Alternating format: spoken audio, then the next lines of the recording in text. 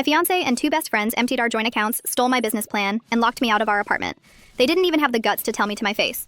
They just left a single text message. It's just business, no hard feelings. 5 years later, after my tech startup got acquired for $50 million and my face was plastered on a major business magazine cover, they suddenly wanted to reconnect. I didn't welcome them back with open arms. I had my security team escort them away. The day they betrayed me, I was 23 and completely blindsided. I came home from a double shift to find my key wouldn't turn in the lock. When I checked my banking app, my life savings, $40,000 I'd scraped together to fund our dream app, was gone.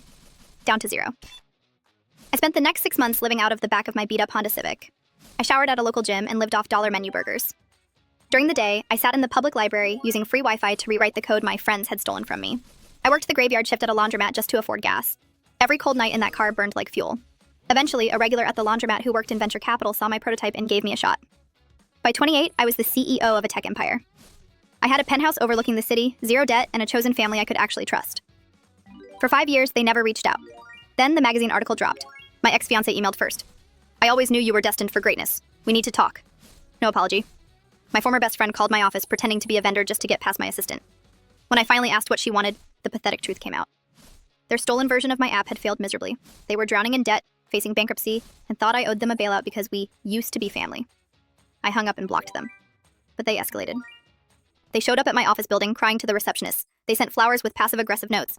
Then, it got malicious. They started a smear campaign online claiming I stole the code from them. They even found out where my new husband worked and sent anonymous threatening messages. That's when I stopped playing nice. I hired the most ruthless corporate litigator in the city. I agreed to meet them one last time in the glass-walled boardroom of my lawyer's office. They walked in looking desperate but smug, acting like they still held some power over me. My ex tried to step forward for a hug. I held up a hand and pointed to the chairs across the massive mahogany table. I didn't bring you here to negotiate, I said, sliding a thick manila folder toward them. Inside were time-stamped backups of my original code, proving their theft, along with a mountain of evidence documenting their recent harassment, stalking, and defamation. You have 2 choices, I said, staring dead into the eyes of the man I almost married.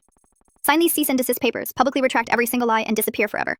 Or I file this countersuit tomorrow morning, and I make sure you spend the next 10 years tied up in court. The smugness vanished. My former best friend started sobbing, begging for mercy, saying they were just desperate. My ex turned pale and called me ruthless. I laughed in his face. It's just business, I said. No hard feelings. They signed the papers in absolute silence. I haven't heard a single whisper from them since. Today I walked into my sprawling office, greeted my incredible team, and looked at the framed print behind my desk. It's a screenshot of that text message from 5 years ago.